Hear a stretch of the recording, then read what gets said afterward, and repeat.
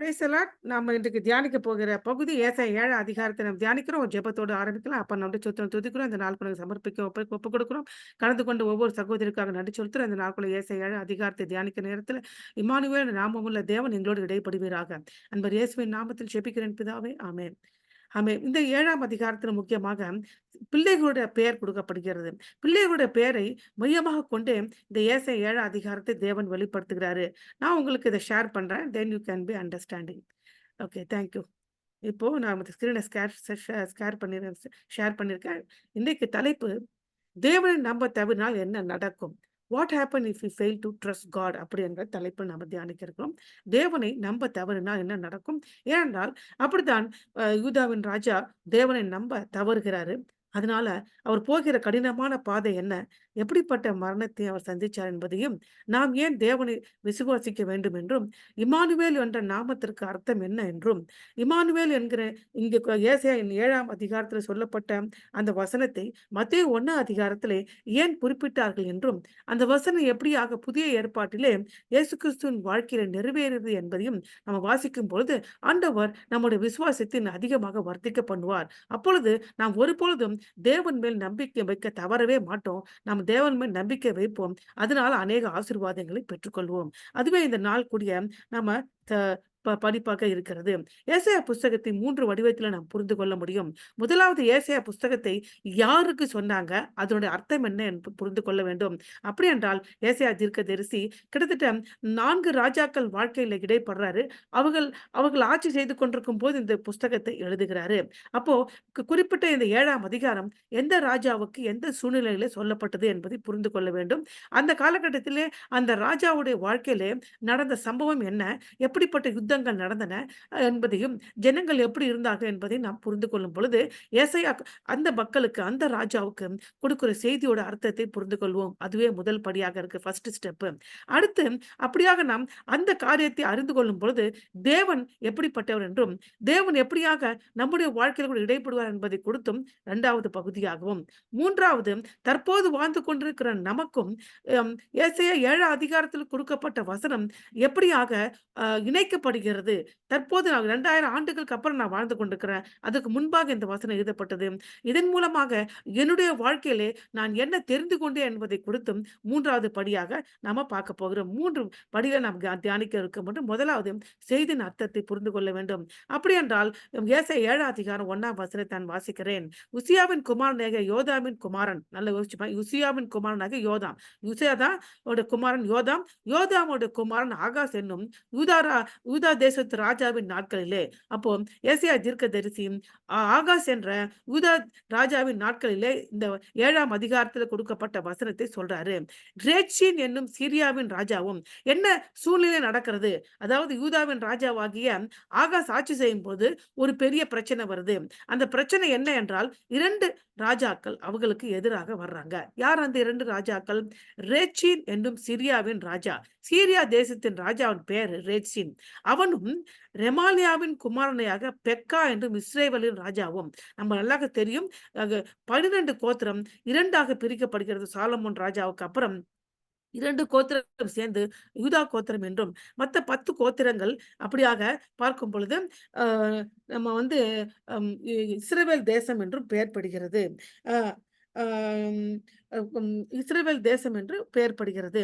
அப்படியாக அ இந்த இஸ்ரவேல் தேசத்தும் என்று பெயர் படுகிற அந்த 10 கோத்திரத்தை இஸ்ரவேல் கோத்திரம் என்றும், இஸ்ரவேல் ராஜ்யம் என்று சொல்லுவோம். அங்கு ஆட்சி செய்து கொண்டிருந்த பெக்கா என்ற ராஜாவும், சிரியாவின் ஆட்சி செய்து கொண்டிருக்கிற ரேத்சீன் அ என்ற ராஜாவும் 2 பேரும் இணைந்து, தனியாக இல்ல, இணைந்து சேர்ந்து அ ஆகாஸ் என்கிற யூதாவின் ராஜ்யத்துக்கு எதிராக யுத்தம் செய்ய வர்றாங்க. இதுதான் சூழ்நிலை. ஓகே. சூழ்நிலை சொல்லிவிட்டேன். வந்தார்கள். அவர்களால் அதை பிடிக்கக் கூடாமல் போயிற்று. ஏன் பிடிக்கக் கூடாம போயிற்று? என்ன பிரச்சனை ஆச்சு? அப்படி என்பதை நம்ம அவர்கள் அதை பிடிக்கக் கூடாமலே போயிற்று. அப்பனா அவர்கள் அ எடுத்த அந்த யுத்தம் தோல்வி அடைந்துச்சு. யார் தோல்வி அடைந்தாங்க? அந்த சிரியாவின் ராஜாவும், யூதாவின் இஸ்ரவேலின் ராஜாவும் இணைந்து வந்து யுத்தம் செய்த யுத்தம் தோல்வி அடைந்தது. அவர்களால எதை பிடிக்க முடியவில்லை? எருசலேமை பிடிக்க முடியவில்லை. இதுதான் சம்பவம். இதில நம்ம என்ன தெரிந்து கொள்கிறோம்? இதை குறித்து ஏசாயா தீர்க்கதரிசி என்ன சொல்லப் போறாரு அப்படி என்பதை பார்க்கலாம். ஸோ இந்த அதிகாரம் எப்பொழுது எழுதப்பட்டது என்பதை தெரிந்து கொள்ளுங்கள். ஏசாயா 7ஆம் அதிகாரத்திலிருந்து 11ஆம் அதிகாரம் வரையும் ஆகாஸ் ராஜாவின் காலத்திலே எழுதப்பட்டது. அந்த ராஜாக்குடைய காரியம் என்ற என்ன என்று சொல்லி பார்க்கும்போது, அந்த ஆகாஸ்குடைய ராஜ்யம் அ அ மன்னித்துக் கொள்ளுங்கள். அந்த ஆகாசுடைய ராஜாக்களுடைய காரியம் எங்கே காணப்படுகிறது? 2 ராஜாக்கள் 16வது அதிகாரத்திலும், 2 நாளாகமம் 28 அதிகாரத்திலும் பார்க்கப்படுகிறது. நாம இந்த 2 அதிகாரத்தை குறித்து முதலாவது பார்க்க போறோம். ஏன்னா மிக மிக முக்கியமான அதிகாரம். இத புரிந்து கொள்ளவில்லை என்றால், ஏசாயா தீர்க்கதரிசி என்ன சொல்வார் என்று புரியாது. ஸோ ஏசாயா 7லேருந்து 11 அதிகாரம் ஆகாஸ் ராஜாவின் காலகட்டத்திலே அ ஏசாயா தீர்க்கதரிசிக்கு தேவன் அனுப்பிய வசனத்தை அங்கு இடம்பெறுகிறது. ரைட். அடுத்தது என்ன சொல்கிறோம்? இங்க என்ன யுத்தம் நடக்கப் போகிறது அப்படின்னா, இந்த யுத்தத்துக்கு இப்ப 2 ராஜாக்கள் வந்தாங்க இல்லையா? சீரியா ராஜாவும், எருசலேம் ராஜாவும் எதிராக வர்றாங்க. அந்த யுத்தத்துக்கு பெயர் சீரோம் எப்பிராயீமின் யுத்தம் அப்படி என்று பெயர். 2 ராஜாக்கள் வராங்க. சிரியா, எப்பிராயீம். எப்பிராயீம் என்றால் 10 கோத்திரத்தை ஒன்றாக சேர்த்து எப்பிராயீம் தேசம் என்று சொல்லுவோம்.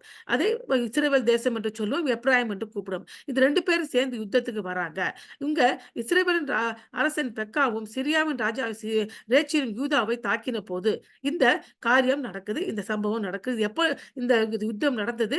இந்த இந்த சம்பவம் எப்போ நடந்தது? கிபி கிறிஸ்துவுக்கு முன் 734, 732 இந்த வருடத்திற்குள்ளாக இந்த சம்பவம் நடந்தது. இந்த ராஜாக்கள் அசிரியாவின் வல்லமை மிக்க 3ஆம் திக்லாக் பிலெசருக்கு எதிராக ஆகாசை தங்கள் கூட்டணியில் சேரும்படி வற்புறுத்துனாங்க. இப்ப என்ன பிரச்சனைன்னா, சிரியா இல்ல அசீரியா வேற, சிரியா வேற.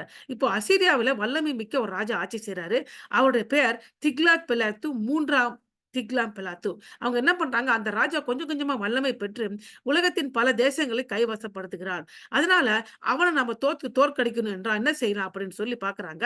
இந்த சீரியாவின் ராஜாவும், இந்த இஸ்ரவேல் ராஜாவும் ஒண்ணா சேர்ந்துட்டாங்க. ஸோ அவங்களோட படை நெறைய ஆயிடுச்சு. அவங்க வந்து என்ன சொல்றாங்க, அம் நம்ம யூதா தேசத்து ராஜா ஆகாஸ் கிட்ட சொல்றாங்க, "நீ எங்க கூட சேர்ந்துக்கோ. சேர்ந்துகிட்டு அசிரியாவ நாம போட்டு தள்ளிடலாம். இல்லன்னா, நாங்க என்ன பண்றோம், உனக்கு எதிரா வந்து உன்ன ராஜாவிலேருந்து எடுத்துட்டு அ தப் தபேயேல் குமாரனாகிய ஒரு பையன் இருக்கிறான். தபேயேலின் குமாரன். அவன் யூதா கோத்திரம் தான். அவன ராஜாவா ஏற்படுத்திருவோம்ன்னு" சொல்லிட்டு செய்தி அனுப்புறாங்க. நல்லா புரிஞ்சுங்க. அவன் அதெல்லாம் நான் உங்க கூட சேர மாட்டேன் அப்படின்னு சொல்லிப்புட்டான். சொல்லிட்டு கொஞ்ச நாள்ல பார்க்கும்போது, அவங்க 2 ராஜாக்களும் இஸ்ரவேல் யூதா தேசத்துக்கு எதிராக யுத்தம் பண்ணி வந்துட்டாங்க. படை வந்துருச்சு. அத பார்த்த உடனே அவன் ரொம்ப பயப்பட போறான். அப்போ அவன் என்ன காரியத்தை எடுக்கப் போகிறான் அப்படி என்பதுதான் முக்கியம். இப்ப படை வந்துருச்சு. யார் வராங்க? சிரியாவும், இஸ்ரவேல் ராஜாவும் யூதாவுக்கு எதிராக படையெடுத்து வந்துடுறாங்க. அவங்க ஏன்னா, அவங்க கூட சேர்ந்துக்க மாட்டேன்னு சொல்லிட்டான். அதனால தான் பிரச்சனை ஆயிடுச்சு. ஓகே. 2 ராஜாக்கள் இந்த 16ஆம் அதிகாரத்திலேயும் 2 நாளாகமம் 28 அதிகாரத்தில் ஆகாஸ் ஒரு பொல்லாத ராஜா என்று விவரிக்கிறது. அவர் தாவீதின் தெய்வீக வழிபாட்டை பின்பற்றவில்லை. ஆனால் யூதா மக்களை பாகாலை வணங்க வழிநடத்தினார். மேலும் தன் சொந்த மகனை ஒரு புறமுத அதாவது பாகாலுக்கு பலியிட்டான். இப்படித்தான் யாரு யூதா ராஜா ஆகிய ஆகாஸ் ரொம்ப மோசமா இருக்கிறான் என்று 1 ராஜாக்கள் 16வது அதிகாரம் சொல்லுகிறது. நான் 1 ராஜாக்கள் 16ஆம் அதிகாரம் 1லேருந்து 4 வசனத்தை வாசிக்கிறேன். ரெமாலியாவின் குமாரனாகிய பெக்காவின் 17ஆம் வருஷத்திலே யூதாவின் ராஜா ஆகிய யோதாமின் குமாரன் ஆகாஸ் ராஜாவானான்.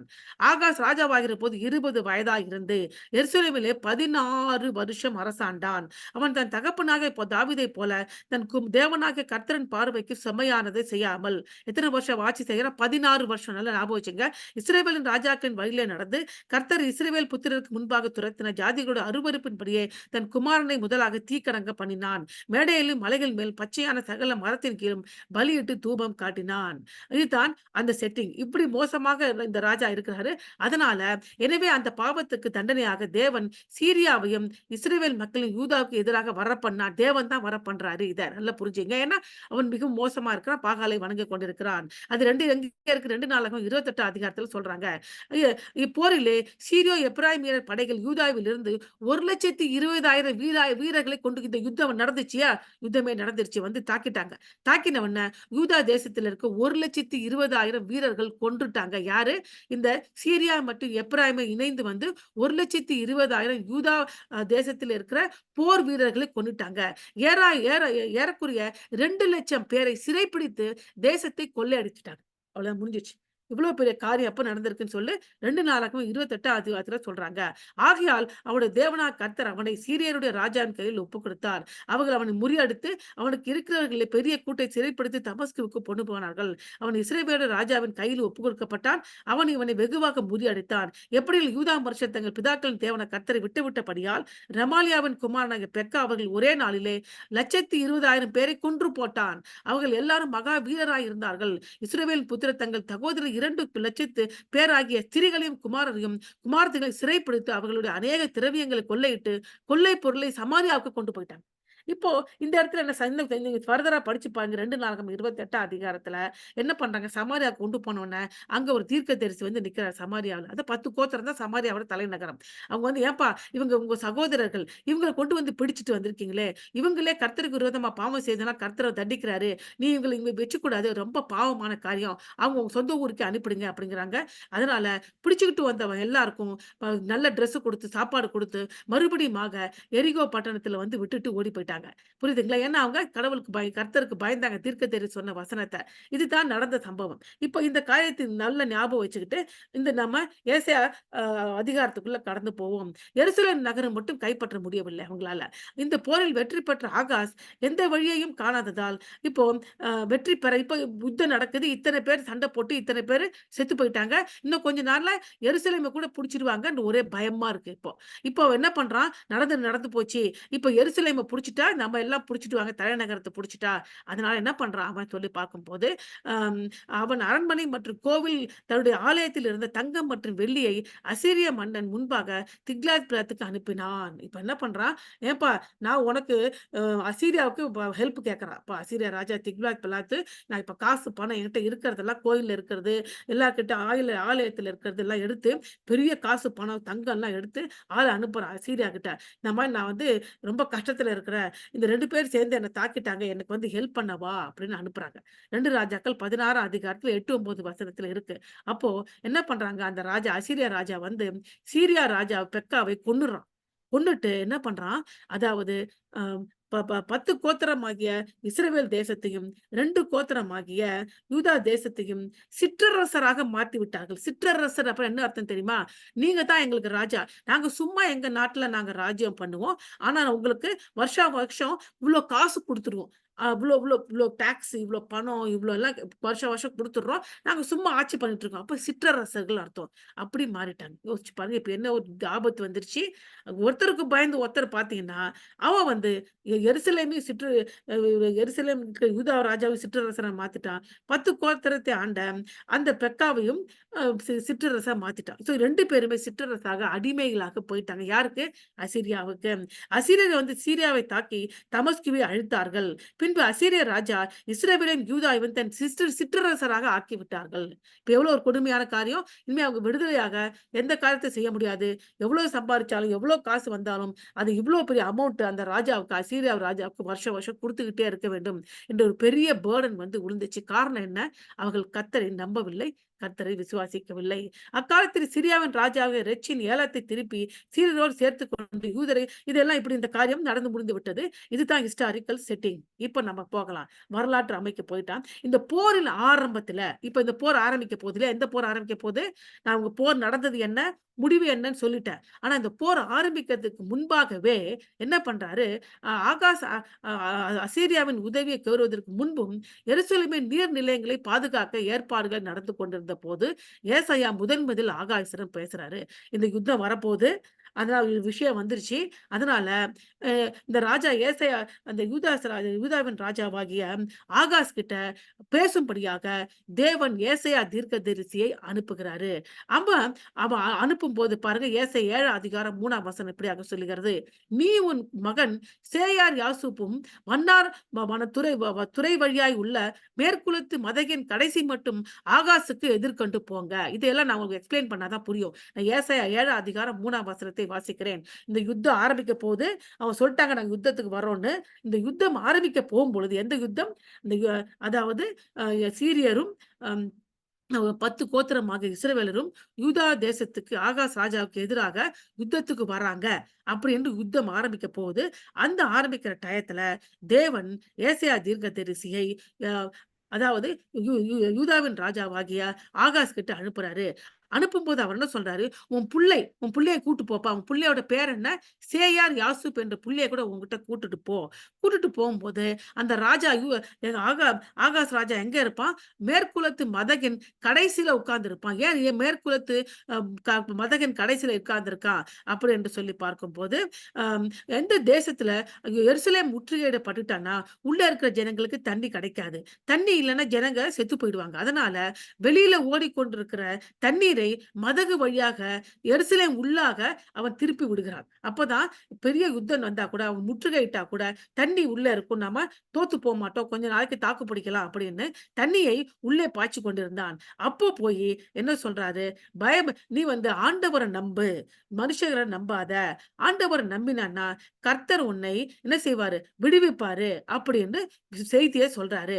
செய்திய சொல்லிட்டு நீங்க விசுவாசிக்காவிட்டால் நிலை பெயர மாட்டீர்கள் என்று விஷயத்த சொல்றாரு. அது எங்க இருக்கு? ஏசாயா 7 அதிகாரம் 9வது வசனத்துல இருக்கிறது. நீங்க விசுவாசிக்கன்னா நிலை பெயர மாட்ட. இந்த பிரச்சனை அதிகம். நீ நம்பு அப்படின்னு சொல்றான். நம்புன்னு சொல்லும் பொழுது, அவன் என்ன சொல்றான்?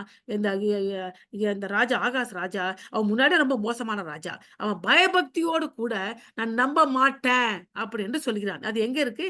ஏசாயா 7 அதிகாரம் 12வது வசனத்துல இருக்கு. என்ன சொல்றாரு? ஏசாயா தீர்க்கதரிசி, "நீ இப்ப ஆண்டவர் உனக்கு உதவி செய்வாரு. அதனால நீ ஒரு அடையாளத்த கேளு" அப்படிங்கிறார். நல்லா யோசிச்சு பாருங்க. இது யுத்தம் ரொம்ப பிரச்சனை. நீ நம்ப மாட்டேங்கிற. அதனால நீ நம்புவதற்கு அடையாளத்த கேளுப்பா. அந்த அடையாளத்தின்படியாக ஆண்டவர் உன்ன காப்பாத்துவாருங்கிறாங்க. உடனே அவன் சொல்றான், "இல்ல, இல்ல நான் ஆண்டவர பரீட்சை பண்ண மாட்டேன்" அப்படின்னு சொல்றான். உண்மை என்ன என்றால், முன்கூட்டியே அவன் தீர்மானித்து விட்டான். என்ன தீர்மானித்தான் என்று சொல்லி பார்க்கும்போது, அ அசீரிய ராஜா கிட்ட உதவியை கேட்க வேண்டும் என்று தீர்மானித்து விட்டான். அதனால் தேவன் கிட்ட எனக்கு எந்த ஒரு பங்கும் இல்ல. அவர்ட்ட ஹெல்ப்பும் வேணாம். அவர் எனக்கு ஒண்ணும் செய்யவும் வேண்டாம். அப்படிதான் அத அ அ அதற்கு அர்த்தம். இதன் விளைவாக என்ன சொல்றார் ஆண்டவரு? அசீரியர்கள் யூதாவை ஜெயிப்பார்கள் என்று தேவன் நீ இந்த மாரி நீ மனுஷர நம்பி அசீரிய ராஜாவ நம்பியே போற இல்லையா? அசீரிய ராஜாவை யார நம்பி போறியோ, அவனே உன்னை மேற்கொண்டு நீ அவனுக்கு சிற்றரசனாக மாறி அடிமைப்பட்டு விடுவாய். அப்படி என்று ஏசாயா 7 அதிகாரம் 17வது வசனத்துல சொல்றாரு. இதனால என்ன தெரியுது? அவன் தேவனை நம்பவில்லை. இப்போ இந்த டயத்துல ஒரு அம் அ கிதியோனை போல ஒரு அடையாளத்த கேட்டுருக்கலாம். ஏன்னா மீதியானர்கள் ஜெயிக்க வந்தாங்க. அப்ப அங்க 1,35,000 மீதியானர்கள் இருந்தாங்க. இவங்கிட்ட 20,000 இருந்தாங்க. 10,000 குறைச்சாரு. 10,000த்த 300 குறைச்சுட்டாரு. 300 பேர கொண்டு 1,30,000 35,000 மீதியானர்களை ஜெயிப்பதற்கு ஒரு அடையாளத்த குடுத்து ஆண்டவர் அனுப்புறாரு. இந்த இந்த அம் இந்த இந்த ஆட்டு மயிரின் மேல ஒரு அடையாளம். அது மேல மட்டும் தான் பனி பெய்யணும். சுத்தி இருக்கிறதுல பெய்யக்கூடாது. சுத்தி இருக்கிறதுல பனி பெய்யணும். ஆட்டு மயிர்ல பனி பெய்யக்கூடாது. 2 வாட்டி அடையாளம் கேட்கிறேன். ஆண்டவர் அடையாளத்த குடுக்குறாரு. அத மாரி நீ ஒரு அடையாளத்த கேளு. அந்த மாரி கேட்டு நம்பு. ஆண்டவர் நிச்சயமாக இந்த போர்ல உன்னை ஜெயிக்க வைப்பார். நீ யாரையும் நம்ப வேண்டாம். அசீரியாகிட்டயும் போகாத. இந்த பக்கம் அந்த பக்கம் போகாம தேவனை நம்பி காத்திருங்கனாரு. அவன் தயாராக இல்லை. அவன் நம்புவதற்கு தயாராகவில்லை. அவன் நம்பாததுனால யூதா தேசம் விடுதலையாக இருக்க வேண்டிய யூதா தேசம் அசீரியா ராஜ்யத்துக்கு எப்படி ஆயிடுச்சு? சிற்றரசராக அப்படியாக ட்ரிபியூட் குடுக்கிறவர்களாக மாறிவிட்டார்கள். ஓகே. இப்ப இது என்ன சொல்றாங்க? சேயார் யாசூப் அப்படி என்பது யாருடைய பேரு? ஏசாயா தீர்க்கதரிசியுடைய மகனுடைய பெயர். பிள்ளையோட பேரு. இந்த பிள்ளைய கூப்பிட்டுக்கிட்டு தான் நீ ஆகாஸ் ராஜாவை பார்க்கணும் அப்படின்னு தேவன் சொல்றாரு. அப்படின்னா இந்த பிள்ளையோட பேர் என்ன அர்த்தம்? ஏன் இந்த பிள்ளைய கூட்டுக்கிட்டு தான் ஏசாயா தீர்க்கதரிசி ஆகாஸ் ராஜாவ பார்க்க போகணும்? அப்படி என்று சொல்லார். சேயார் யாசூப் அப்படி என்ன அர்த்தம்? எபிரேய மொழியிலே ஒரு மிச்சம், மிச்சம் மீதி திரும்பி வரும். என்ன அர்த்தம்? மிச்சம் மீதி திரும்பி வரும். இப்படியாதான் பேர் வைப்பாங்களா? அப்படிதான் ஆண்டவர் பேர் வைக்க சொல்லியிருக்கிறாரு. சேயார் யாசூப்னா மிச்சம் மீதி இருக்கிறவங்க திரும்பி வந்துருவாங்க. மொத்தமா பேர் போயிடுவோம். கொஞ்சம் பேர் திரும்பி வருவாங்க. அதான் அந்த பேரோட அர்த்தம். புரியுதுங்களா? அப்போ ஏசாயா 7 அதிகாரம் இங்க பார்க்கும்போது அதாவது இந்த அ ஏசாயா 6 அதிகாரத்துல அ ப ப ம அப்போ இதோட அர்த்தம் என்ன அர்த்தம்ன்னு சொல்லி பார்க்கும்போது, நீ இந்த பிள்ளைய கூட்டுக்கிட்டு போ. கூட்டுக்கிட்டு போகும்பொழுது என்ன ஆகும் என்று சொல்லி பார்க்கும்போது, யார் தேவன் மேல் நம்பிக்கை வைக்கிறாங்களோ, அவங்க மட்டும் தான் திரும்பி வருவாங்க. யார் நம்பிக்கை வைக்கலோ, அவங்க எல்லாம் திரும்பி வருவாமல் அழிந்து போவாங்க. அதனால நீங்கள் தேவன் மேல நம்பிக்கை வைங்க. அப்படின்னு சொல்லி பார்க்கும்போது, யாரெல்லாம் ம் ஆவிக்குரிய விதமாக தேவன் மேல் நம்பிக்கை வைப்பாங்க, திரும்பி வருவார்கள் என்றும், அதே மாரி அவர்கள் சிறைப்பட்டு போனா கூட ஆண்டவர்கள் திருப்பி கொண்டு வருவார் என்பதையும் காட்டுவதற்காக இந்த பிள்ளையை கூட்டு போ அப்படி என்று சொல்றாரு. சோ அப்போ நம்ம இந்த இதெல்லாம் வரலாற்று பின்னணிய நம்ம பார்த்துட்டோம். இந்த வரலாற்று பின்னணி முழுமையாக நீங்க புரிஞ்சுக்கிட்டீங்கன்னு நெனைக்கிறேன். 1 ராஜாக்கள் 16 அதிகாரம். அதுக்கப்புறம் வந்து 2 ராஜாக்கள் 16 அதிகாரம். அ நாளாகமத்தில 26 அதிகாரத்தை கொடுத்தும், சேயார் யாசூப்னா என்ன அர்த்தம் என்பதைக்கும், ஏன் ஏசாயா தீர்க்கதரிசி தன் பிள்ளையோடு ஆகாஸ் ராஜாவை பார்க்க வேண்டும் என்று சொல்லியும், இந்த யுத்தத்தின் முடிவு என்ன ஆச்சு என்று சொல்லியும் பார்த்துட்டோம். அந்த யுத்தத்தின் தொடக்கத்திலேயே அவர் போய் யார்ட்ட பேசுறாரு? ஏசாயா தீர்க்கதரிசி தன் பிள்ளையோடு போய் ராஜா கிட்ட பேசுறாரு. அவர் பேசின காரியம் என்ன? அவர் எதையெல்லாம் அவர்களுக்கு அடையாளமா கேட்டார் என்பதை ஏசாயா 7 அதிகாரம் நமக்கு சொல்லுகிறது. ஏசாயா 7 அதிகாரத்துல நம்ம 25 வசனங்கள் இருக்கின்றன. அது 3ஆக பிரிக்கிறோம்.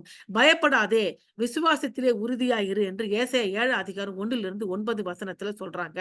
அதே மாரி ஏசாயா 7 அதிகாரம் 10லேருந்து 17 வசனம், இம்மானுவேல் என்கிற அடையாளத்த நான் உனக்கு குடுக்குறேன் அப்படி என்பதையும், ஆனா நீ விசுவாசிக்காம, நீ தேவனை நம்பாம, நீ அசீரிய ராஜாவே நம்பி, அவன்கிட்ட நீ உதவிய கேட்கறதுனால, ஏசாயா 7 அதிகாரம் 18லேருந்து 25ல தேசத்துக்கு ஆண்டவர் நியாய தீர்ப்பை அனுப்புவார் என்று சொல்லி இந்த அதிகாரத்த முடிக்கிறாங்க.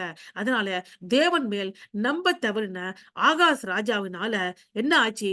விடுதலையாக தாவீதின் அ க தாவீதின் கோத்திரம், தாவீதின் உடன்படிக்கை செய்து கொண்ட தேவனோடு கூட உடன்படிக்கை தாவீதின் உடன்படிக்கை கொடுத்திருந்தா கூட என்ன ஆச்சு? அவர்கள் சிற்றரசர்களாக மாறுகிற நிலை ஏற்பட்டது. காரணம், ஆகாஸ் என்கிற ராஜா தேவனை நம்ப தவறிவிட்டான். நம்பு என்று சொல்லி அனுப்பினா ஏசாயா தீர்க்கதரிசி. ஆனா நம்ப தவறிவிட்டான். அதுதான் இந்த 7 அதிகாரம் நமக்கு சொல்லுகிறது.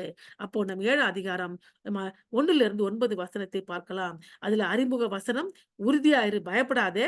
தேவன் சவால் செய்றாரு. என் மேல் நம்பிக்கையா வையி.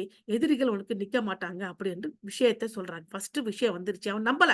ஆனா விஷயத்த சொல்ட்டாங்க. யாரு? ஏசாயா தீர்க்கதரிசி வந்து 7 அதிகாரம் 1லிருந்து 9 வசனத்தை நான் வாசிக்கிறேன். உசியாவினுடைய குமாரனாக யோதாமின் குமாரன் ஆகாஸ் என்னும் யூதா தேசத்து ராஜாவின் நாட்களிலே ரேச்சீர் என்னும் சிரியாவின் ராஜாவும், ரெமாலியாவின் குமாரனாய பெக்கா என்னும் இஸ்ரவேலின் ராஜாவும் எருசலேம் மேல் யுத்தம் பண்ண வந்தார்கள். அவர்களால் அதை பிடிக்கக் கூடாமல் போயிற்று. சீரியர் எப்பிராயீம் மீதை சார்ந்திருக்கிறார்கள் என்றும் தாவீதின் குடும்பத்திற்கு அறிவிக்கப்பட்ட போது, ராஜாவின் இருதயமும் அவன் ஜனத்தின் இருதயமும் காட்டில் உள்ள மரங்கள் காற்றினால் அசைகிறது போல அசைந்துச்சு. இது எப்படி நடந்தது என்று சொல்லி பார்க்கும்போது, ஒரு நாள் ஒரு தூதன் வந்தான். வந்து வடக்கு தேசத்தின் இஸ்ரவேலும் கூட்டணி வைத்து சிரியாவின் ராஜாவும் யூதா தேசம் மேல படையெடுத்து வராங்க என்று வந்து ஒரு ஒரு தூதன் வந்து சொல்றான். எப்போதும் தூதன் இருப்பாங்க. அவங்க எப்ப பார்த்தாலும் பிற தேசத்து ராஜாக்கள்லாம் சண்டைக்கு வருவாங்க என்று பார்த்துக்கிட்டே இருப்பாங்க. அவங்க வந்து சொல்ட்டாங்க. அரண்மனையில எல்லாம் உட்கார்ந்துருக்காங்க. "அப்பா ராஜா, எனக்கு தான் செய்தி வந்துச்சு. என்னன்னா இஸ்ரவேல் கோத்திரம் இஸ்ரவேல் ராஜாவும், சீரியா ராஜாவும் சேர்ந்து உங்களுக்கு எதிராக படையெடுத்து வர்றாங்க." அப்படின்னு செய்திய சொல்ட்டாங்க. சொன்ன உடனே என்ன ஆச்சு? நிஜமாக அவங்க 2 பேர் சேர்ந்து வந்தா அவங்களுடைய படை பலம் அதிகம். அதனால நிச்சயமாக யூதா தேசத்து ஜனங்களும், போர் வீரர்களும், ராஜாவும் கொல்லப்படுவார்கள் என்பது நிச்சயமா தெரிஞ்சிருச்சு. அதனால அவங்க பயப்பட ஆரம்பிச்சாங்க. எப்படி பயப்படுறாங்க? ஒரு மரம் காட்டுல எப்படி ஆடி ஆடி அசையுது, இலையில அசையுதோ, அந்த மாரி அவங்க இதயம் படபட படபடன்னு அசையுது. பயந்து போறாங்க. பயந்து போயி நிஜமாகவே நம்ம தோத்து போயிடுவோம். நம்ம ராஜ்யம் போயிடும் அப்படி என்று பயப்படுகிறார்கள். அந்த பயப்படுகிற சூழ்நிலையில ஆண்டவர்னா பயப்படாதே அப்படி என்று ஏசாயா தீர்க்கதரிசி மூலமாக ஒரு செய்தியை ஆகாஸ் ராஜாவுக்கு அனுப்புறாரு. அந்த ஏசாயா தீர்க்கதரிசி தனியா வரல. தன் பிள்ள அ சேயார் யாசூப் மீதமா இருக்கிறவங்க திரும்பி வருவாங்க என்று பெயர் வச்சிருக்கிற அந்த பிள்ளையோட வந்து என்ன பண்றாரு? இப்ப என்ன பண்றா உடனே ராஜா, சரி ஓகேப்பா, எல்லாத்தையும் புடிச்சிருவான். புடிச்சிட்டு அட்லீஸ்ட் எருசலேமையாச்சும் நாங்க காப்பாத்தணும். அதனால எருசலேம்க்குள்ள தண்ணி பாய்ச்ச வேண்டும். வெளியிலே ஓடிக்கொண்டிருக்கிற நீர்நிலைகளை வாய்க்கால் போட்டு தண்ணிய அப்படியாக டைவர்ட் பண்ணி எருசலேம்க்குள்ளே கொண்டு வரதுக்கு அந்த மேற்குலத்துல நின்னுகிட்டு வேலை செஞ்சுகிட்டு இருக்கிறார் ராஜா. அவர் செய்யல, ஜனங்க வேலை செய்றாங்க. அவன் மேற்பார்வையிட்டுக் கொண்டிருக்கிறான். அப்பொழுது ஏசாயா தீர்க்கதரிசி போய் சொல்றாரு. நீ அவனை நோக்கி ஏசாயா சொல்றாரு. சீரியாவின் எப்பிராயீமோடும் ரெமாலியாவின் மகனும் உனக்கு விரோதமாக துராலோசனை பண்ணி, நான் யூதாவுக்கு விரோதமாக போய் போய் அதை நெருக்கி அதை நமக்குள்ள பங்கிட்டு கொண்டு அதை தபையேரின் குமாரனை ராஜாவாக ஏற்படுத்துவோம் என்று சொன்னதின் மித்தம் நீ பயப்படாமல் நீங்க பாருப்பா 2 பேர் ராஜாக்கள் ஒண்ணா வந்துட்டாங்க. வந்துட்டு உன்னை கொன்னுட்டு உனக்கு பதிலா யூதா கோத்திரத்தை சேர்ந்த ரெமாலியா என்ற ஒரு பையனை ராஜாவாக்க போறாங்க. அதுக்கு தான் வந்துட்டு இருக்கிறாங்க. அதனால தான் ஆலோசனை பண்ணிட்டாங்க. அதனால நீ பயப்படாதே. நீ பயப்படாமல் அமர்ந்திருக்க பார். அந்த 2 புகைகிற கொல்லிக்கட்டி ஆகிய சீரியரோடு வந்த ரேட்சியனும் ரமாலியாவின் மகன் கொண்ட உக்கிர கோபத்தின் மித்து உன் இருதயம் துவல வேண்டாம். சும்மா அது கறிக்கட்ட மாரி நெறைய புகை தான் வரும். புகை வந்துச்சுன்னா நெருப்பு ரொம்பவே கிடையாது. இவங்க ரொம்ப கோபத்துல வர்றாங்க. நெருப்பு கிடையாது. அவங்க சீக்கிரமா அமிழ்ஞ்சு போயிடுவாங்க. அவங்களால உனக்கு ஒண்ணும் ஆபத்து வராது. பயப்படாத. அமர்ந்திருந்து கர்த்தரே தேவன் என்று பார்த்துக்கொள். இந்த செங்கடலை பிரித்த கர்த்தர் போல இது உன் பிரச்சனையை நீக்குவாரு. நீ இருதயம் துவல வேண்டாம். அப்படி என்று ஏசாயா தீர்க்கதரிசி தன் பிள்ளையோடு வந்து இந்த பயப்படாதே என்ற செய்தியை ஆகாசுக்கு சொல்றாரு. ஆகாஸ் எங்க இருக்கா? அந்த தண்ணிய எருசலேமுக்குள்ள பாய்ச்சிட்டு இருக்கிறான். ஏன்னா எருசலேம் முற்றுகையிடப்பட்டுச்சுன்னா குடிக்க தண்ணி இருக்காது. ஜனங்க செத்து போயிடுவாங்க. அப்போ யாராலும் போர் செய்ய முடியாது.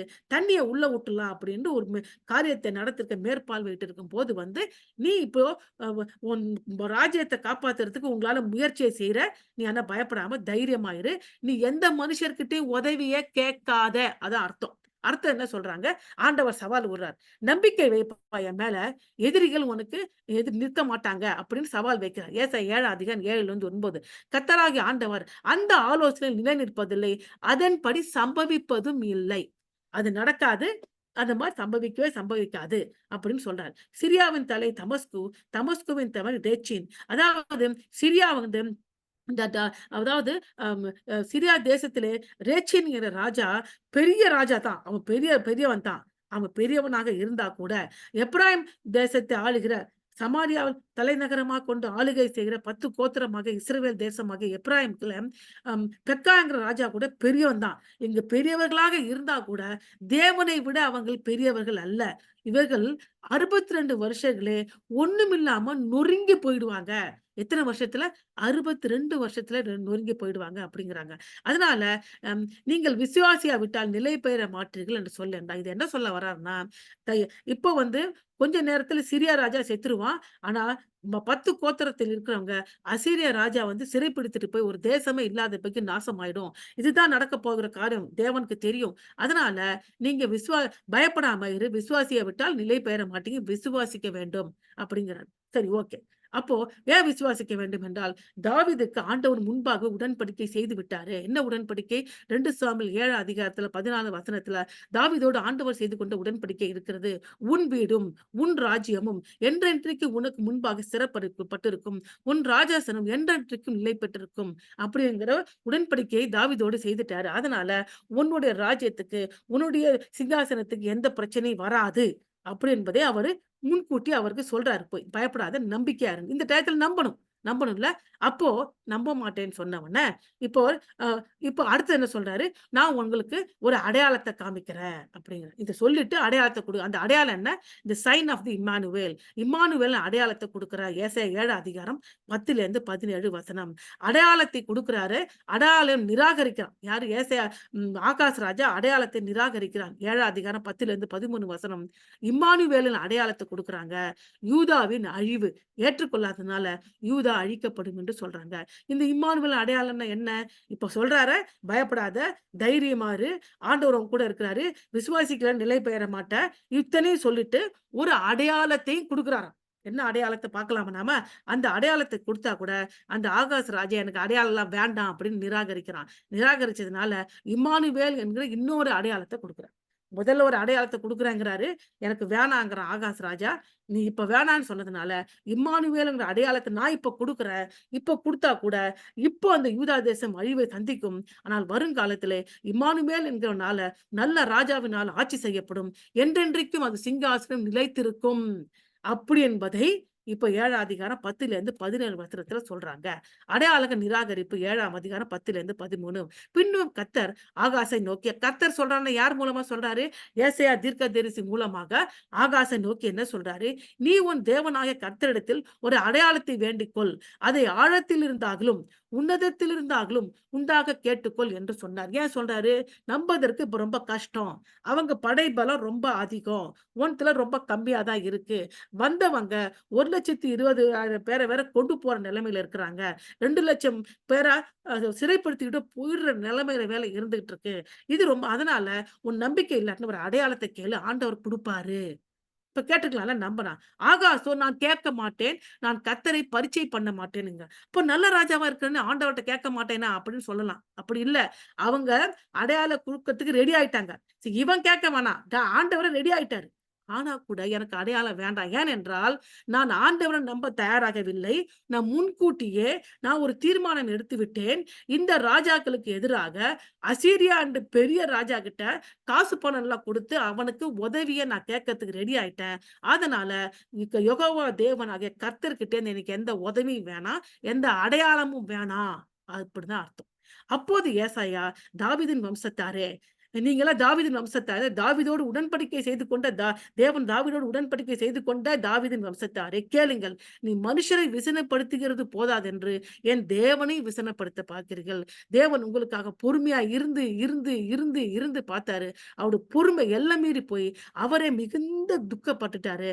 அதனால உங்களுக்கு என்ன வரப்போகிறது? நியாயத்தீர்ப்பு வரப்போகிறது. மீதியம் அப்போ ஏசாயா 9ஆம் அதிகாரத்துல 4வது வசனம் ஒன்று காணப்படுகிறது. மீதியாய நாட்கள் நடந்தது போல அவர்கள் சுமை நுகத்தடியும், அவர்கள் தோளின் மேலிருந்து மிலாற்றையும், அவர்கள் ஆளோட்டின் கோலை முறித்து போட்டீர் என்று ஏசாயா 9ஆம் அதிகாரத்துல 4வது வசனத்துல பாடுறாங்க. அப்போ என்ன அர்த்தம் என்றால், இப்படி அவர் ஒரு அடையாளத்த கேட்டிருந்தானா, மீதியான் கி கிதியோனி 300 பேரையும் கிதியோனை கொண்டு 1,30,000 மீதியானர்களை ஜெயித்தது போல, எதிர்ப்பட்டு வந்திருந்த இந்த சீரியா ராஜாவையும் 10 கோத்திரமாகிய இஸ்ரவேல் தேசத்தையும் சேர்த்து நீ ஜெயிச்சிருக்கலாம். ஆனா அவன் இந்த ஆண்டவர் மேல நம்பிக்கை வைக்க தவறிவிட்டான். அதுதான் அர்த்தம். அப்போ இந்த இடத்துல அடையாளம், அடையாளம் சொல்லிக்க. இந்த அடையாளம் என்னென்ன அடையாளம்? பார்க்கும்போது 3 விதமான அடையாளத்துல வேதத்துல பார்க்க முடிகிறது. முதலாவது மிராக்குலஸ் சைன் அப்படின்னு சொல்லுகிற அதிசய அடையாளம். அது ஒரு அடையாளமா இருக்கும். 2வது மெமோரியல் சைன் அப்படியாவது நினைவு கூறுகிற அடையாளம் அப்படிங்கிற அடையாளமும் வேதத்துல காணப்படுகிறது. 3வது என்ன அடையாளம்? ப்ராஃபெட்டிக்கல் சைன் கன்சர்னிங் ஃபியூச்சர் அதாவது எதிர்காலத்தை பற்றி தீர்க்க தரிசன அடையாளம். வேதத்துல நீங்க பார்க்கும்போது 3 விதமான அடையாளத்தை பார்க்க முடியும். அப்போ இந்த இடத்துல எப்படிப்பட்ட இந்த சம்பவத்துல 7ஆம் அதிகாரத்துல எந்தெந்த அடையாளத்தை ஆண்டவர் குடுக்குறேன்னு ரெடியா இருக்கிறாருன்னு பார்க்கணும். முதலாவது என்ன சொல்றாரு அவரு? நீ ஒரு அடையாளத்தை கேட்டுக்கொள் அப்படி என்று சொல்கிறாரு. அந்த அடையாளம் என்ன அர்த்தம் கேட்கும்போது, மீதியானியர்கள் நாட்கள்ல நடந்தது போல ஒரு அற்புத அடையாளத்தை கேளுப்பா அப்படிங்கிறாங்க. அடையாளம். அதான் கேட்க சொல்றாங்க. இங்க பாருங்க, நாங்க வாசிச்ச பழக்கமாக நீங்க கேட்கறாங்க இல்லையா? உன் தேவனாகிய கர்த்தரோட அடையாளத்தை வேண்டிக்கொள். அந்த என்ன அடையாளம்? ஒரு அற்புத அடையாளத்தை. அது எப்படி இருக்கும்? ஆழத்தில் இருந்தாலும், உன்னதத்தில் இருந்தாலும் உண்டாக கேட்டுக்கோ. அப்ப அற்புத அடையாளம். அது கேட்டுக்கொள் அப்படிங்கிறாங்க. நான் அற்புத அடையாளத்த நான் கேட்க மாட்டேன். அப்படின்னு அவரு சொல்லிறாரு. அப்போ ஆண்டவர் என்ன செய்ய போறான்னு சொல்லி பார்க்கும்போது, அடுத்து என்ன சொன்னேன் உங்களுக்கு? மெமோரியல் சைன் அப்படின்னு சொல்ல. மெமோரியல்னா சைன் அது எப்ப இருக்கு? பார்க்கும்போது விருத்த சேதனம் என்று சொல்லி பார்க்கும்போது செய்றாங்க. எதுக்கு அடையாளம்? தேவன் அவங்களோடு செய்த உடன்படிக்கை அடையாளம். அதே மாரி யோசுவா அது யோர்தானை கடக்கும்போது 12 கல்ல எடுத்துட்டு வந்து கரையில வைக்க சொல்லி, இது உங்களுக்கு உங்க சந்ததிக்கு அடையாளம். எதற்கு? நீங்க யோர்தானை கடந்து வந்தீங்க. ஆண்டவர் உங்கள் வாழ்க்கை அற்புதம் செய்தார் என்பதற்கு இது நினைவு கூறுதல் அடையாளம் இது. இப்ப இந்த நினைவு கூர்ந்த அடையாளம் இங்க குடுக்கப்படல. இன்னொன்னு எதிர்காலத்தை பற்றிய அது அடையாளம். அப்படி எதிர்காலத்தை பத்தி முன்பு யாருக்கு குடுத்தாங்க? மோசே கிட்ட ஆண்டவர் எதிர்காலத்தை பத்தி அடையாளத்த குடுத்தாரு. அங்கே இருக்கு. எ எ யு எ யாத்திராகமம் 3ஆம் அதிகாரம் 12ஆம் வசனத்துல, நான் உன்னோடு இருப்பேன். நீ ஜனத்தை எகிப்திலிருந்து அழைத்து கொண்டு வந்த பின், நீங்க இந்த மலையிலே தேவனுக்கு ஆராதனை செய்வீர்கள். நான் உன்னை அனுப்புறேன் என்பதுக்கு இதுவே அடையாளம். இது என்ன அடையாளம்? எதிர்காலத்தை பற்றிய தீர்க்க தரிசன அடையாளம். இது 3 விதமான அடையாளங்கள் வேதத்திலே காணப்படுகிறது. அதுல எந்த அடையாளத்தை ஏசாயா தீர்க்கதரிசி சொல்றாரு? முதலாவது அதிசய அடையாளத்தை கேளுப்பா அப்படிங்கிறாரு. அவன் அதிசய அடையாளத்தை கேட்க மாட்டேன். நான் ஆண்டவர நம்பவே ரெடியா இல்ல. நான் ஆல்ரெடி எனக்கு ஒரு பிளான் இருக்கு. எனக்கு அசீரிய ராஜா ஹெல்ப் பண்ணுவான். எனக்கு ஆண்டவர்லாம் ஹெல்ப் பண்ண வேண்டியது இல்ல. ஒரு அடையாளம் வேணாம், ஒரு ஒண்ணும் வேண்டாம். அப்படி என்பதை சொல்லிட்டார். அதனால இப்ப என்ன செய்றாரு? நீ இந்த அடையாளத்த கேட்க வேணான்னு சொல்லிட்டல்ல. இப்போ ஆண்டவராகிய நான் என்ன செய்ய போகிறேன் சொல்லி பார்க்கும்போது, தீர்க்க தரிசன அடையாளத்தை குடுக்கப் போகிறேன். நீ அற்புத அடையாளத்த கேட்க மாட்டேன்ட்ட. அப்படின்னா என்ன அர்த்தம்? உனக்கு ஆண்டவரோட உதவி வேணான்னு சொல்லிட்ட. ஓகேப்பா. இதனால என்ன நடக்கும்? நீ யார்கிட்ட காசெல்லாம் குடுத்து உனக்கு ஹெல்ப் வான்னு கூப்பிடுறியா இல்லையா? அவன் உனக்கு ஹெல்ப் வந்துட்டு, அவனே உன்னை அடிமைப்படுத்தி விடுவான். அதுதான் உனக்கு நடக்கப் போது. அதனால நான் உனக்கு ஒரு அற்புத ஒரு எதிர்கால அதாவது தீர்க்க தரிசன அடையாளத்தை குடுக்குறேன். அந்த தீர்க்க தரிசன அடையாளம் தான் இம்மானுவேல் என்கிற அடையாளம். நல்லா புரிஞ்சுங்க. நீங்க இந்த 3 அடையாளத்தை வித்தியாசம் கண்டா தான் இம்மானுவேல் என்கிற அடையாளத்த புரிந்துக்க இம்மானுவேல் என்கிற வார்த்தை, இந்த நாமம் புதிய ஏற்பாட்டில மிக மிக முக்கியமானது. இயேசுவின் ஊழியத்தை குறிப்பிடுகிறது. அவருடைய எல்லா பணியையும் வெளிப்படுத்துகிறது. அந்த இம்மானுவேல் என்கிற அடையாளம் என்ன அடையாளம்? எதிர்காலத்தை பற்றிய தீர்க்க தரிசன அடையாளம். அதாவது ப்ராபெட்டிக்கல் சைன் கன்சர்னிங் ஃபியூச்சர். இப்போ அதிசய அடையாளம் ஒண்ணு இருக்கு. நினைவு கூறுதல் அடையாளம் ஒண்ணு இருக்கு. எதிர்காலத்தை பற்றிய தீர்க்க தரிசன அடையாளம் என்று 3 அடையாளங்கள் வேதத்திலே குறிப்பிடப்படுகின்றன. ஏசாயா தீர்க்கதரிசி என்ன சொல்றாரு? மீதியார் நாட்கள் நடந்தது போல ஆண்டவர் உனக்கு அற்புதம் செய்து, இந்த 2 ராஜாக்கள் எதிரா வந்தா கூட நீ ஜெயிச்சிடலாம். அதனால ஒரு அடையாளத்தை கேளுப்பா அப்படிங்கிற. என்ன அடையாளம்? அற்புத அடையாளம்.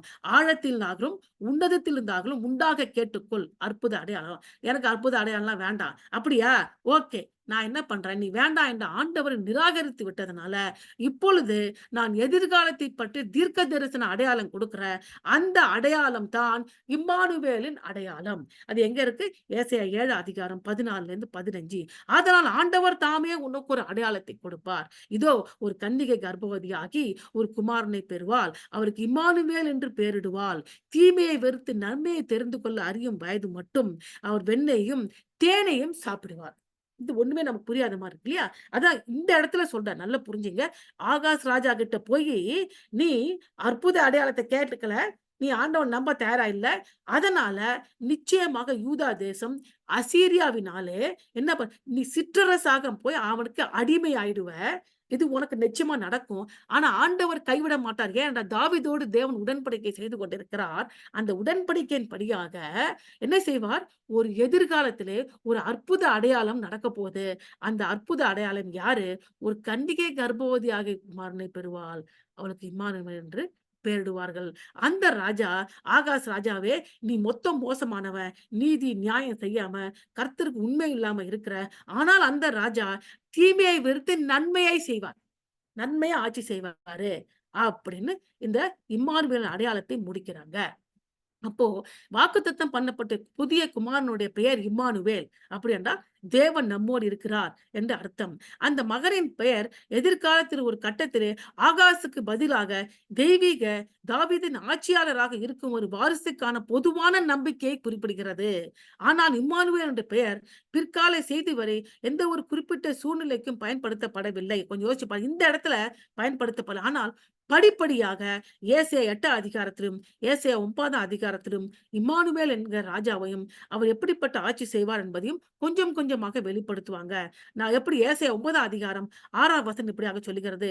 நமக்கு ஒரு பாலகன் பிறந்தால், நமக்கு ஒரு குமாரன் கொடுக்கப்பட்டான். கர்த்தத்துவம் தோளின் மேல் இருக்கும். அவன் நாமம் அதிசயமானவர், ஆலோசனை கர்த்தர், வல்லமையுள்ள தேவன், நித்திய பிதா, சமாதான பிரபு எனப்படும். இதான் இம்மானுவேலுடைய. ஆனா இதுல 7 அதிகாரத்துல சொல்றாங்க ஒண்ணுமே சொல்ல. ஒரு பெண்ணு கன்னிகை கர்ப்பவதியாக குமாரனை பெற இம்மானுவேல். இதுதான் எதுக்கு அடையாளம்? இது ஒரு எதிர்காலத்தின் அடையாளம். அவன் நன்மையையும் தீமையை வெறுத்து நன்மையை தான் செய்வாரு, ஆட்சி செய்வாரு. ஆகாசை உன்னை போல ஆட்சி செய்ய மாட்டார். அதனால தாவீதுடைய ராஜ்யம் ஸ்திரப்பட்டிருக்கும். அது அழிஞ்சு போகாது. அவள் இளமையாக இருக்கும்போது, அ இந்த தாயானவள் இளமையா இருக்கும்போது கருவுற்று, தன் குமாரனுக்கு இம்மானுவேல் என்று பெயர் வைப்பாள். அதற்கு தேவன் நம்மோடு இருக்கிறார் என்ற அர்த்தம். அந்த பிள்ளை என்ன செய்வாள் என்றோ, அந்த அம்மா ஏன் அந்த பிள்ளைக்கு இம்மானுவேல் என்று பெயரிட்டார் என்று ஏசாயா ஒண்ணுமே சொல்லல இந்த இடத்துல. நீங்க கேட்கலாம், யார் அந்த பொண்ணு? ஏன் இம்மானுவேல்ன்னு பேர் வச்சாங்க? ஒண்ணுமே எந்த விதமான இன்ஃபர்மேஷனே கிடையாது. டக்குன்னு ஒரு இன்ஃபர்மேஷன் வருது. என்ன இன்ஃபர்மேஷன்? ஒரு கன்னிகை கர்ப்பவதியாகி குமாரனுக்கு இம்மானுவேல் பேர். இவ்வளவுதான் அடையாளம். அந்த அந்த அம்மா யாரு? ஏன் அந்த அம்மா அந்த புள்ளைக்கு அந்த பேர் வச்சாங்க? அந்த புள்ள என்ன செஞ்சுச்சு? அந்த புள்ள எப்ப பொறக்கும்? அந்த புள்ள பொறந்துருச்சா? பொறக்க போகுதா? என்ன நடக்க போகுது? எதுவுமே கிடையாது. எதுவுமே கிடையாது. இதுதான் தீர்க்க தரிசன அடையாளம். அந்த தீர்க்க தரிசன அடையாளம் ஆகாஸ் ராஜாவுக்கு எந்த விதமும் பயன்பட போகுது. ஏன்னா ஆகாஸ் ராஜா தேவன நம்புறதுக்கு தயாராவே கிடையாது. அவனுக்கு அது கிடையவே கிடையாது. நீ இன்னும் கொஞ்ச நாள்ல நீ மரித்து போவாய். அடுத்தது கீழ வரப்போகுது. ஒரு 15 வருஷத்துல நீ மரித்து போய் விடுவாய். உன்னுடைய ஆட்சி முற்றுகை பெற்றுவிடும். ஆனால் இம்மானுவேல் என்கிற ராஜா நித்திய ராஜாவா வந்து இந்த உலகத்தை ஆட்சி செய்வார். அதற்கு அடையாளம் ஒரு கன்னிகை கர்ப்பவதியாக குமாரனை பெறுவாள். அது மட்டும் தான் இங்கே கொடுக்கப்பட்டிருக்கிறது. இந்த காரியம் அ அவ அப்ப அடுத்தது இந்த இது அடுத்தது ஏசாயா 7 அதிகாரம் 16லேருந்து 19. ஏனென்றால் யூதாவின் அழிவு. நீ வந்து அடையாளத்தை கேட்க மாட்டேன்ட்ட. அற்புத அடையாளம். நீ என்ன ஆண்டவர் நம்புறதா இல்ல. ஆண்டவர் ஒரு தீர்க்கதரிசி அடையாளத்த குடுத்துட்டாரு. அந்த தீர்க்கதரிசி அடையாளம் உனக்கு எந்த பிரயோஜனமும் ஆகப் போவதில்ல. உனக்கு அழிவு. ஏசாயா 7 அதிகாரம் 16லேருந்து 17. அந்த பிள்ளை தீமையை வெறுக்கவும், நன்மையை தொரிந்து கொள்ளவும் அறிவதற்கு முன்பே, நீ அறிவருக்கிற தேசம் அந்த 2 ராஜாக்களால் விட்டுவிடப்படும். இப்ப இது நமக்கு புரியும். அந்த பிள்ளைன்னு எந்த பிள்ளை? இம்மானுவேல் என்கிற பிள்ளையா? இல்லை என்றால் ஏசாயா தீர்க்கதரிசி தன்னோடு அழைத்து வந்த சேயார் யாசூப் என்கிற பிள்ளையா? நல்லா புரிஞ்சு. அந்த பிள்ளைன்னு தான் குடுத்துருக்காங்க. இம்மானுவேல் என்கிற பிள்ளை என்று பேர் இங்க கொடுக்கப்படவில்லை. அதுல வேத வல்லுனர் என்ன சொல்றாங்க? என்ன ஏசாயா தீர்க்கதரிசி, "இந்த பாரு இந்த பிள்ளை நான் கையில கூட்டு வந்திருக்கேன்ல, உனக்கு அடையாளத்த குடுப்பாரு." தீர்க்கதரிசி அடையாளம் இம்மானுவேல். ஆனா இப்ப நான் ஒரு பையன கூட்டு வந்திருக்கேன் பாரு. அவன் பேர் சேயார் யோசேப்பு. இவன் நன்மையை வெறுத்து, தீமையை வெறுத்து நன்மையை தெரிந்து கொள்ளும் வருஷம். அப்படின்னா 15 வயசு. ஒரு புள்ள தீமையை வெறுத்து நன்மையை தெரிந்து கொள்ளணும்னா புத்தி எல்லாம் வரதுக்கு 15 வயசு ஆகும். அந்த 15 வயசு ஆகும் பொழுது, நீ இந்த தேசத்த கிழிச்சு போட்ட இல்லையா? உன்னுடைய திமிர் செயனால, அங்க நீ அழிக்கப்பட்டு போய் விடுவாய். நீ மரித்து போவாய். உன் காரியம் முடிஞ்சிருச்சு.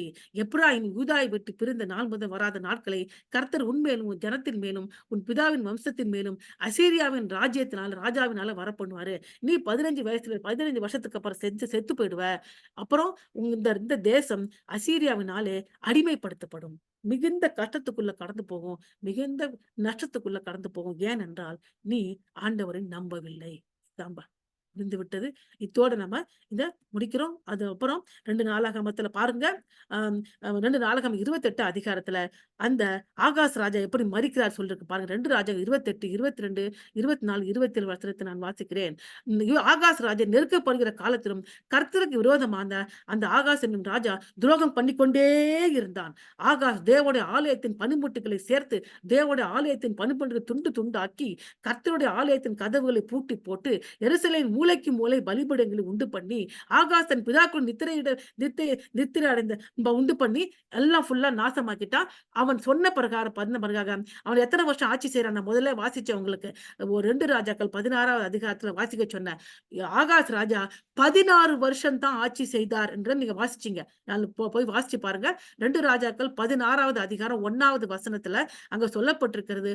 ஆகாஸ் ராஜா தன்னுடைய 20வது வயசுல ஆட்சி செய்ய வந்தான். 16 வருடங்கள் தான் ஆட்சி செய்தான் அப்படின்னு கூறப்பட்டிருக்கு. அந்த வருஷம் என்ன நம்ம சொன்னாங்க? இந்த பிள்ளை எந்த பிள்ளை என்கிட்ட உட்கார்ந்து இருக்காங்க, இந்த சேயார் யாசூப் என்கிற பிள்ளை, அவன் தீமையை வெறுத்து நன்மையை தெரிந்து கொள்ளும் மட்டும் என்ன ஆகும்? நீ நீ அறிவருக்கிற இந்த தேசத்துல நீ விட்டு விடப்படுவாய். ஆனா நீ மரித்து போவாய். அது சொன்ன மாதிரியே 16 வருஷத்துல 16வது வருஷத்துல அவன் மரித்து போனான். ஆகாஸ் தன் பிதாக்களும் நித்திரை அடைந்த பின்பு அவன் எருசலேம் நகரத்தில் அடக்கம் பண்ணினார்கள். ஆனாலும் இஸ்ரவேலின் ராஜாக்களின் கல்லறையிலே அவன் கொண்டு வந்து வைக்கவில்லை. அவன் குமாரனாகிய எசேக்கியா அவன் ஸ்தானத்தில் ராஜாவானான். இத்தோடு முடிவு பெறுகிறது. அவன் சொன்னபடியாகவே தீர்க்க தரிசனம் சொன்னபடியாகவே யூதா தேசத்துக்கு அதுக்கப்புறம் பெரிய நியாய தீர்ப்பு வருகிறது. இந்த நியாய தீர்ப்பை ஏசாயா 7 அதிகாரம் 18லேருந்து 20 வசனத்துல 25 வசனத்துல பாக்குறோம். எகிப்து தேசத்தை அதுக்கு எதிராக அனுப்புறாரு. அதனால கொஞ்சம் பேர் மரிச்சு போறாங்க. கொஞ்சம் கொஞ்சம் இடம் எல்லாம் உடைஞ்சு போகுது. சில தேசத்துல புடிச்சிட்டு போறாங்க. அசீரியா வந்து படையெடுக்குது. அதனால ஒரு நிம்மதி இல்லாத வாழ்க்கை வாழ ஆரம்பிக்கிறாங்க. ஆனால் அதுக்கப்புறம் வரப்போகிற எசேக்கிய ராஜாவினால யாரு என்ன நடக்க போகுது? இந்த அசீரிய ராஜ்யத்தின் மிகப்பெரிய ராஜா அழிக்கப்பட போகிறாரு. அத நம்ம வர்ற அதிகாரத்துல பார்க்க போகிறோம்.